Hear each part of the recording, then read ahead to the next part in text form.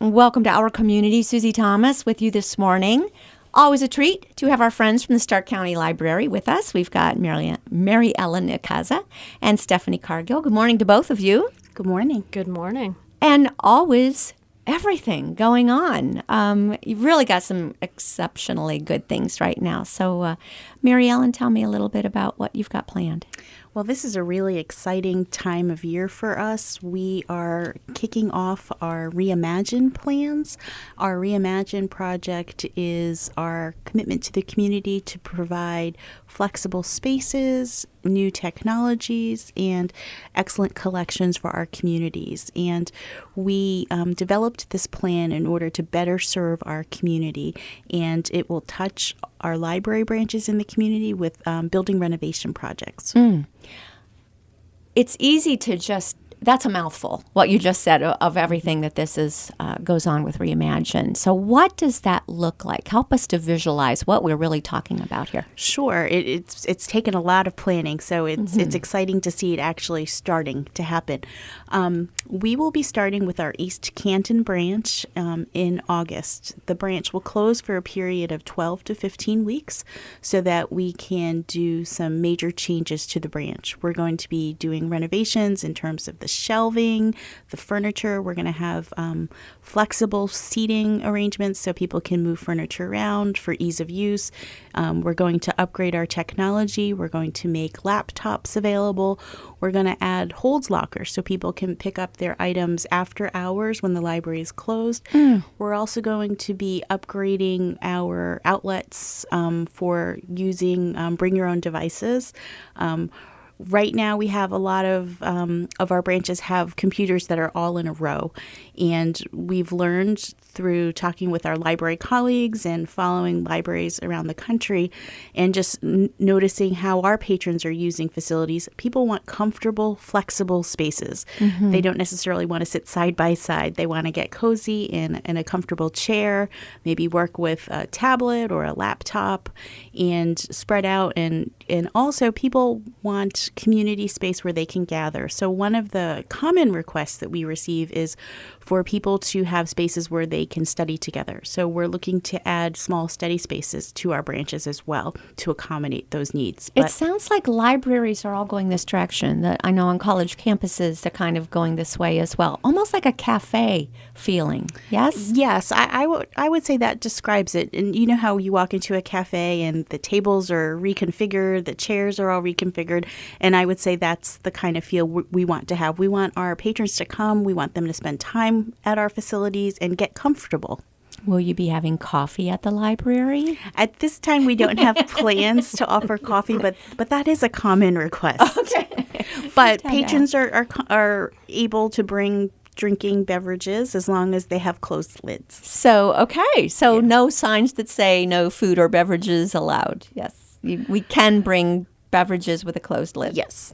All right. Water bottles with caps. Yes. Got it. How did you come up with this? Where did Reimagine start? How did you start reimagining? So this project actually started before I joined the library system, but it's a wonderful project to be a part of. And I feel like since I've come to the library, I've been able to, put my own stamp on the project. But it's a trend in libraries to modernize because our jobs are to serve the communities. And you can't just stay static. You need to move forward with the times because people's expectations change of what kind of materials they need, what kind of spaces they like to visit and use. So it's a project that's definitely in response to meeting patron needs. Oh, if anybody hasn't walked into a library lately, they just haven't been in a library because it's not your grandmother's library at all anymore. Well, you're right. We serve patrons of all ages, though, so we do have lots of grandmothers there and children, but we are not a quiet place anymore. We offer a lot of programming. Our libraries are very vibrant centers of activity today. It's amazing. All right. So are they on a timeline? You mentioned East Canton is the first one. So what's next? So Reimagine will touch our branches, and we're doing it in phases. So phase one will start with East Canton. The branches will close for approximately 12 to 15 weeks each. We need to close the building so that we can maximize that time into the shortest window possible. And construction sites are not safe and secure sites by any means. So we will start with East Canton, and then we'll move on to the North Branch on 25th Street. And then following the North Branch, we'll be moving on to the Mad Jutz Branch. And so that is phase 1. Phase 2 includes the rest of the branches. Everybody else. Everybody else. So it will include Lake, DeHoff, Perry, and Plain. And then what about Jackson? Because they're just building their new one anyway, so they don't have to be reimagined. They're just imagined from the very get-go. Well, Jackson, this is really exciting. The new Jackson Library is going to be opening in mid-May. So Jackson does not need to be reimagined. And a lot of the work that's gone into Reimagine was modeled after the new Jackson. So, Really? So a lot of the services and the design thinking that went into Jackson we're going to apply to the other locations. And I did want to mention, the one branch I didn't mention was Sandy Valley. Sandy Valley is a branch that we are looking at, but we haven't committed to putting it on the schedule just yet. We're looking closely at what services and facilities we want to provide for South Stark County. So a lot of planning is going into it. It's just not on the calendar yet. Which is the library? What is the name of the library that is at Sippo Park? That is our Perry Sippo branch, and that's part of the Exploration Gateway. Yes, and that will be reimagined as well, because that's pretty spectacular just as it is. Yes, that is a spectacular place, the view alone. Oh, my. But there are certain things that we're looking to do in the branches, even though that branch does look like it's really recently done. We want to maximize the space. Right now, we have shelving units that are over 6 feet tall that don't make good use of the space for sight lines, for displaying the collections. And we have some big, bulky pieces of furniture, and we just need to maximize our space to allow patrons to use the areas more fully. Is this all contracted out, or are you librarians all moving furniture? And how is this taking place? Do you need volunteers? Other duties as assigned, right? Yes, right. That's always on everybody's job description. We are working with architects from Cleveland, HBM. They specialize in libraries, and we are working with a local construction company, Oliveri Construction, and they worked on our Jackson building, and now they're going to continue to work on the Reimagine projects. You mentioned that there's lots of programs. Boy, are there ever. So let's try and talk about as many as we can possibly get in there. Stephanie, what do you have going on? Well, we're really excited that this evening, Kwame Alexander will be at the Palace Theater, and Kwame's a poet laureate for Lit World, and he's also a Caldecott winner and a Newbery winner, and we're very, very excited that he's going to be there this evening. Somebody who doesn't know children's literature might not know what Newbery and Caldecott means, so let's tell them. I'm going to let Mary Ellen cover Okay. So the Caldecott Award is given to the best children's picture book. So Kwame just won that prize for a book that he wrote, and it was illustrated by another individual whose name is escaping me at the moment. That's okay, but it's really the illustrations is Caldecott, yes, right? and Newbery is for children's fiction. Yes. And he wrote a Newbery winner. Newbery for writing, Caldecott for the pictures. Yes. Remember from my children's lit class. So And he'll that's have exciting. a musician with him, and it'll be a nice. very dynamic experience. So we're very excited about that. Will they have books there? What will we get to see? Absolutely. They'll have books. He'll be presenting, reading his poetry, doing some singing. Wow. And the books will be for sale. And afterwards, you can even meet him if you want to wait. So cool. Now, that is tonight at the Palace Theater in Canton. Yes. What time? At 6:30, Totally free. totally free. The doors open at 5:30. We're don't- really excited. I don't know how you do this, but it is amazing. Okay. What else can we look forward to then? We have on April 6th, making sure that I have the right date. Nope, sorry, April 2nd. Okay. Women of Impact in Stark County. Yes. And this is sponsored by Women's Impact. And we have a number of women who are doing a panel discussion talking about how women change the world. So it's going to be a very exciting time. That's at our Plain branch. It's at 6:30 on April 2nd. Okay. And again, free and open to the public. Absolutely. Who's on the panel? We have Barb Abbott, Mary Bedell, Kristen Moore, Renee Powell, Dolores Presley, Corey Minor Smith, Dr. Margaret Story, Kelly Woodward. So it's a dynamic team. Any one of those people would be an awesome program. So that does sound very interesting. Yes. Okay, so they each get a couple of minutes. Will we be taking questions and answers? There will be questions and answers, yes. Wow, okay. Well, we know how many of them changed history just automatically. Renee Powell, I'm thinking automatically. Yeah, very, very cool. All right, Women of Impact, again, that's April 2nd at the which branch? At the Plain Local Branch. Plain Local Branch, okay, starting at 6:30. 6:30. Free and open to the public. Is there a place we can go to find all of your programs? Just a website, Facebook page? How do you keep us informed? Absolutely. You can go to our website, starklibrary.org, and all of our information for all of our programs are on that page. You can go and search by the branch that's closest to you. You can search for our system events. Everything is on the website. How do you decide? These kinds of things must take quite a while to plan and prepare for. How far in advance are you working, and how do you decide what programs to do? Sometimes we work almost a full year in advance to work out speaker schedules, to work with partners to bring these programs. So there's a lot of thought and planning and intentionality in bringing the programs. I'm just thinking the one tonight alone there'd be a lot of moving parts. You're right. Are we done with One Book, One Community for this year? We are done with One Book, One Community for this year. David Sheff was the author for One Book. However, the planning has already started for One Book later in the year. What can you tell us? I know the committee has started to meet, and they are considering some titles. We really enjoyed the programs that we did around One Book this past fall about drug addiction and mental health.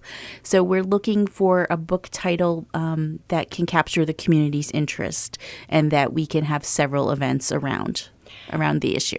And really, sky's the limit, right? You look nationally at who you're going to be partnering with for these. We do.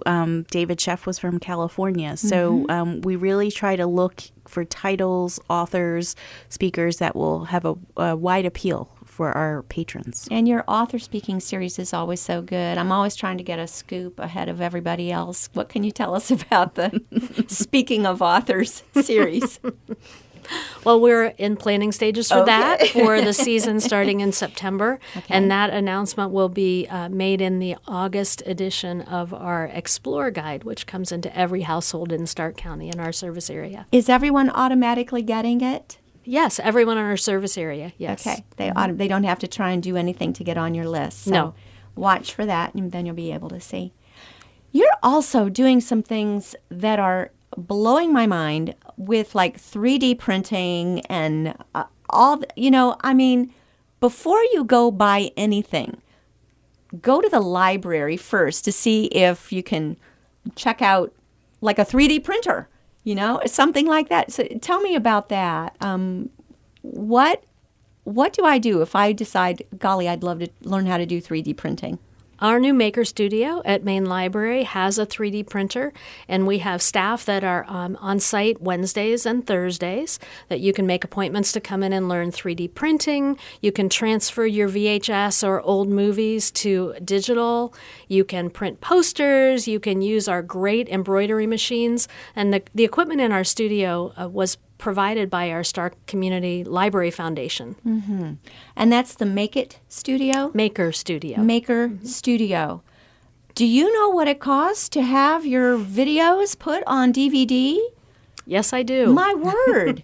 What about if you go as far back as on actual film? Do you have something like film projectors that can be? Does anybody still have those? We Asking have for a 8mm film, yes. I don't think we do 16mm, but we do 8mm. Yes. We do VHS and beta. You can also transfer your slides to digital. Mm-hmm. So VHS and beta tapes, definitely. You can get made digital and skip the DVD part altogether. Yes. Oh, my goodness. So before you spend any money, check the library first. It's fascinating. All right, I'm looking at our clock. We do need to take a little break. We're speaking with Mary Ellen and Stephanie. They are from Stark County Library. We'll be back after these words. You're listening to Our Community. Welcome back to Our Community. Susie Thomas visiting with Mary Ellen Akaza and Stephanie Cargill from the Stark County Library. reimagining the library. Libraries had to really reinvent themselves, didn't they? At some point, had to probably, I'm guessing, there was a group meeting where everybody put together a think tank and said, all right, you can get pretty much any book online now. So what are we doing with these shelves of books, and how do we stay relevant? Am I guessing? Did this happen at a meeting? Yes, and this actually happened before I came, but you're absolutely spot on. When our architects were starting the planning and design phase for the Jackson Library, a good example of such a gathering was community meetings that they had with members of the Jackson community to try to figure out what the community was looking for in their public library branch. How did you find out what the community was looking for? They did a very interactive meeting, from what I understand. They posed questions to the group.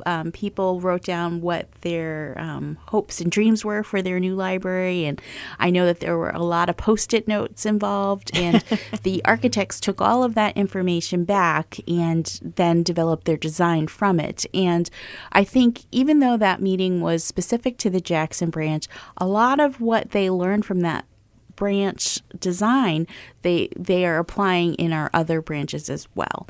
And we also do a survey each year with library patrons to find out how they're using our services, how they're using our facilities, what kinds of changes do we need to make.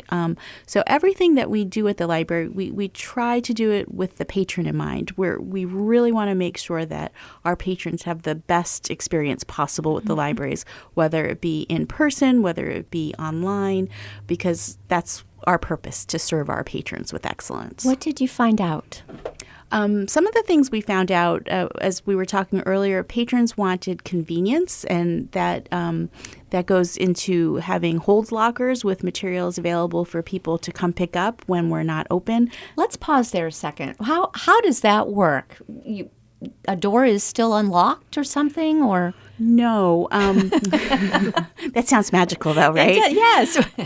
So we've been piloting that at the Jackson branch. They have a 24/7 lobby, and the lobby is open, and there are holds lockers, which are stationary banks, and each locker has a unique code. So you can arrange for a book or DVD, any other item to be stored there for you to pick up. So then when you come, you can put in your code, and then you can retrieve your item. So we're looking to place those in branches around the county so that people have ease of use and they have access to our materials. So when it's they a want lobby them. that's like a spa. It's got a little locker and you would be assigned a number, and your book, your materials are in this one, and here's how to open that up. Exactly. So it's not like a red box. No, it's not like a red box. We did have vending at the Jackson temporary facility, but that did not work out exactly as we planned. So we are not moving forward with that anymore. But the technologies that we found to be the most useful are ones that we're going to continue on in other branches. Okay, like gym class. Yes. Like back in gym class, we all had a locker, and okay, your things are in there. All right, well, I think we can all manage that. What a great idea. And then if people, their schedule just does not happen to be meshed with your schedule, they can still get their stuff. Great idea. Okay, what else did people think of? I think people also think a lot about technology in terms of bringing their own devices. So a lot of people have their phone, their tablet, their laptop, and the way our buildings, when they were designed, they don't have enough electrical outlets needed. So we wanted to make sure that we could supply even more electrical outlets for them to use with their own devices, and so it would not be a safety issue with lots of cords running along the floors. So some of the furniture, has power built into it, and we just wanted to bring everything up into the 21st century. And is in this that regard. because they just want a change of pace? Why do people want to move their laptop from their nice cozy home to somewhere else? They just to have a change of scenery? I think people want to come to a third space. I think, a lot of people do work from home these days, but it's nice to get out and to be in a space with other people, even if you're not maybe directly interacting with them. And, the library is kind of like the community's living room. So, we want to make comfortable spaces where people want to come and spend some time. So I think there is that. You might come with your own device, but maybe you want to come and use the library's equipment as well. Co-working. So co-working is a thing now. And a lot of people who do maybe freelance or consult or work from home in one way or another still like that feeling of going to an office and being with other people, and you can even bounce ideas. Like you say, you don't have to shush at a library anymore. So you can even bounce ideas off one another. Absolutely. As you co-work there. Mm-hmm. What a concept. Okay. Very cool. Anything else that you learned? What was surprising? Anything where you thought, wow, I would not have thought of that? One of the things that we learned is that people want space for all kinds of sizes of groups. So we have meeting spaces that accommodate larger groups. We have meeting spaces that can be walled off and accommodate smaller groups. And we have meeting spaces that are study rooms that can accommodate smaller groups that want a private space to meet. So it could be someone needing homework help, someone maybe in a co-working experience who are having a job interview. They can use those small study spaces at the library for their private meetings. What are your hours that people could be having these private meetings? The hours are just normal library hours. So most of the meeting rooms can be reserved ahead of time so the public can use those meeting spaces for free.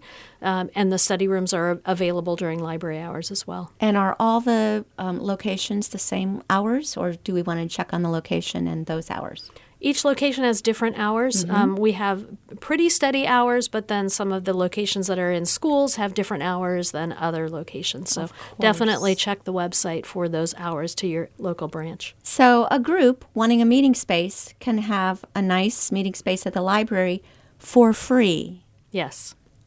Remember that. Okay. Not only for free, but the meeting room space is also an area where we've upgraded our AV technology. Oh, my goodness. So you can have a meeting and you can have a presentation. We have a lot of investments that we're putting into our meeting rooms. It's fascinating because every time I talk to you, there's something new. I think a lot of people also don't realize that if you're planting your garden, don't buy any seeds until you go to the library first. So tell me about that. This is one of the most amazing services I think anyone has ever thought of. The seed bank is open now, and it's open through the middle of May, but you'll want to come soon because we always run out of seeds. And I think we go through 18,000 packs of seeds in a year. Where do you get them? At Main Library on the second floor, we have an old card catalog that has the seed packs in it. And seed packs for vegetables or flowers or all of the above? All kinds of things. Wow. So before we even put anything in our planters or anything, herbs? Do you have herbs? We have herbs, vegetables. Oh, my. Yes. Okay, definitely. Just go to the Main Library. Second floor. What a perfect use for a card catalog. Mm-hmm. Do you use card catalogs at all for books anymore? No. I have one in my office, though. It makes pretty display, but our card catalog is online now.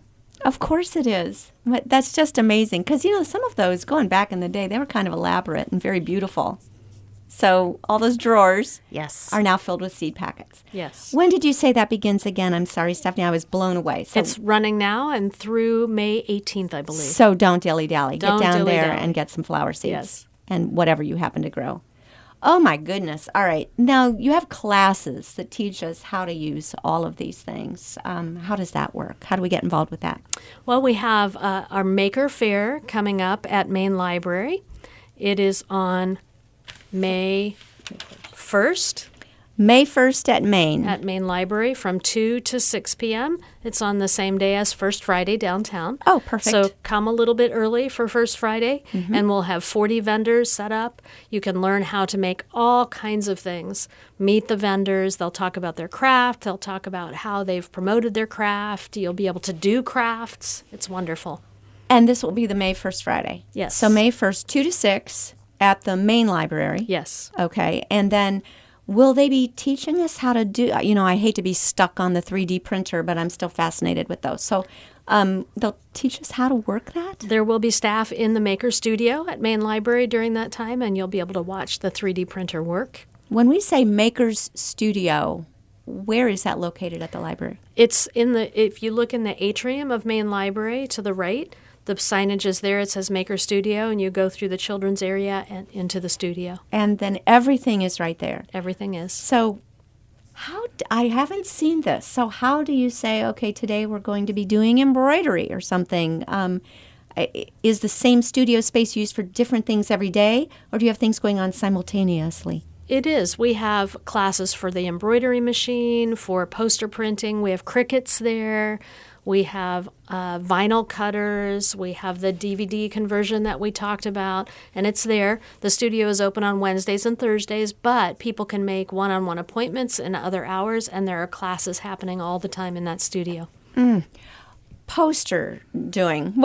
What size of a poster are you talking about? The poster size format is big, and it's interesting because when we talk about how we meet the needs of the community, sometimes small businesses can't afford to send a poster out to be printed. So we have a poster printer there that small businesses have used to promote their services. There are some small fees associated with some of the equipment at the Maker Studio, and that's also online. For materials? For materials only, yes. Okay, and then we talked about, you said about the letter cutting out, vinyl cutting. What would that be used for? That's things for like wall decals that people put in their homes. Sometimes people decorate their graduation caps with vinyl from the Cricut. Oh, yes. And so that, again, you pay for the materials, but we can come in and use the vinyl cutter for free. And Yes. someone will be teaching us. Yes.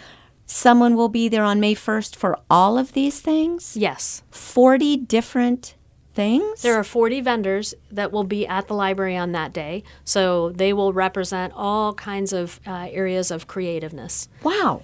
And the Maker Studio will also be open during that time. Okay, so 2 to 6 there, then go out to dinner downtown, and then go to all the art galleries. It's a perfect day. All right, well, I knew this time would fly, as it always does. If you want more information about any of these things, go to starklibrary.org. We cannot wait to see what Reimagine has opened up for us. Will there be some ribbon cuttings, or? We do have a ribbon cutting that will be coming up for the Jackson Library, and we do plan to have a grand reopening for each of the locations as well. So exciting. Mary Ellen, Stephanie, thank you so much for all you do in our community. Thank you. Thank you.